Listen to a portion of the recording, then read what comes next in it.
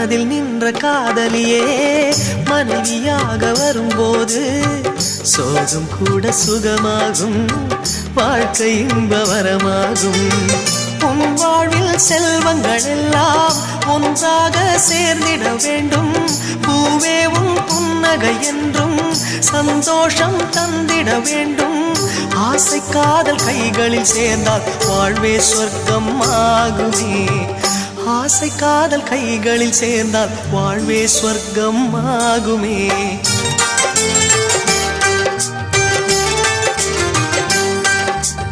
ஆனந்தம் ஆனந்தம் பாடும் மனமாசையின் ஊஞ்சலில் ஆடும்.